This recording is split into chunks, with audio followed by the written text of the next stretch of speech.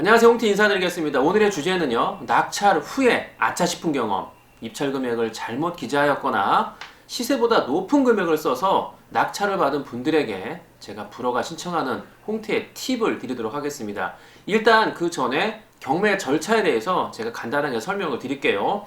낙찰자로 호명을 받은 그 입찰 기일로부터요, 일주일 동안은요, 법원에서 낙찰자가 낸 입찰 서류가 제대로 됐는지 꼼꼼히 검토하는 기간입니다. 주민번호가 제대로 적혔는지, 입찰 금액, 특히 입찰 금액 숫자가 제대로 적혀 있는지, 낙찰자가 채무자가 아닌지, 재매각 사건의 경우에 혹시 전에 낙찰받은 사람이 또 들어온 게 아닌지, 최고가 매수인의 자격을 심사하는 기간이 그 일주일입니다.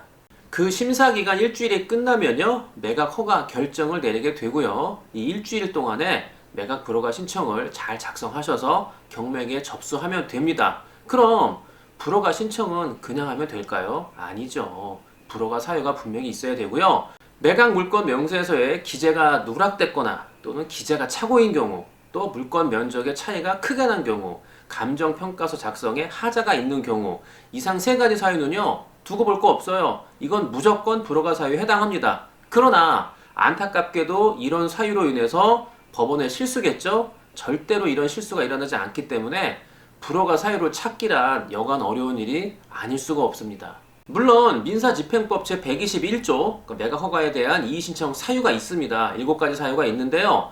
이 7가지 사유에 해당되면 불허가가 내려지겠죠. 그런데 그런 사유는 거의 없다고 보시면 됩니다. 보통의 불허가 신청을 하려는 분들은요, 대부분이 입찰에서의 실수예요. 그러니까 시세보다 높은 가격에 낙찰을 받았거나 1억을 써야 되는데 10억을 써낸 경우, 이런 경우가 대부분이기 때문에 이의신청 사유에 전혀 해당되지 않는다는 거죠. 당연히 사유가 합당하지 않기 때문에 불허가 신청조차 엄두를 내지 못하고 발만 동동 구르시다가 마음에 큰 짐을 안고요, 대금 미납을 하시고 결국에는 경매를 그만두는 분들이 많이 계시죠. 자, 그러면은 실수로 낙찰을 받은 이런 많은 분들, 머리를 쥐어뜯지 마시고요, 홍티의 팁을 찬찬히 들어보시기 바랍니다. 네, 홍티 경매 영상 24번, 88번, 93번에서요 불허가가 내려진 실제 사례를 제가 설명드렸기 때문에 참고해서 함께 보시면 굉장히 많이 도움이 될 것이고요.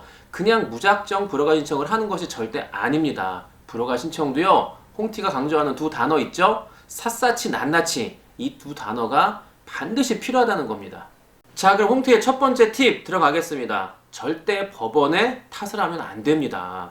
감정평가가 높이 됐다, 감정평가가 잘못됐다, 낙찰받은 부동산에 문제가 있다, 그 문제점을 매각 명세서에 기록하지 않았다, 또 낙찰받은 인근 부동산 중개소에 문의해 보니까 터무니없이 감정가격이 높다더라, 부동산 중개사 사장님들의 의견을 첨부해서요, 낙찰자 본인의 실수는 전혀 언급을 안 하고 그저 남 탓, 법원 탓, 감정평가 탓, 이런 불허가 신청서는요, 절대로 받아들여지지 않는다는 사실 여러분들 명심하시기 바랍니다. 이어지는 두 번째 홍티의 팁입니다. 측은지심을 적극적으로 활용하셔야 됩니다. 법원이라는 조직은요, 원칙을 중요시합니다. 원칙에 맞는 매각물건 명세서에 하자가 있다고 우리가 문제를 제기하는 것은요, 앞서 제가 말씀드린 대로 절대 불가 안 됩니다. 그저 솔직하게 인정을 하시고요, 내가 실수로 입찰 금액을 잘못 썼습니다. 이 돈은요, 힘들게 모아온 종잣돈입니다. 조금 더 넓은 집으로 이사를 가려고 대출이 일반 물건보다 많이 나오기 때문에 경매에 참여하게 되었습니다.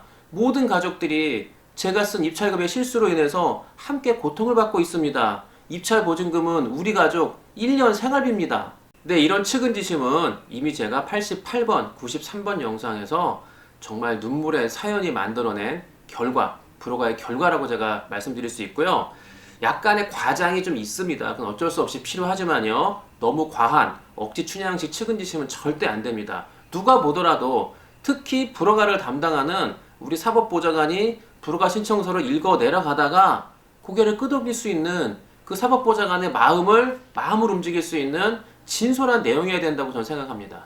그런데 이렇게 구구절절 사연을 써냈지만요, 불허가 신청이 받아들여지지 않았어요. 그럼 어떻게 하면 될까요? 자, 그렇다고 낙심하지 마시고요, 앞으로 일주일이 남았습니다. 항고 기간 동안에 매각 허가에 대한 취소 신청을 하시는 겁니다. 매각 허가 취소 신청서 홍티의 팁 세 번째 들어가겠습니다. 변호사를 통해서요, 앞서 불허가 신청 그 내용을 토대로 해서요, 유능한 변호사의 필체로 다시 한번 모든 상황들을 종합해서요, 매각허가 취소 신청서를 잘 작성을 하는 겁니다. 변호사는요, 법원과 한 식구입니다.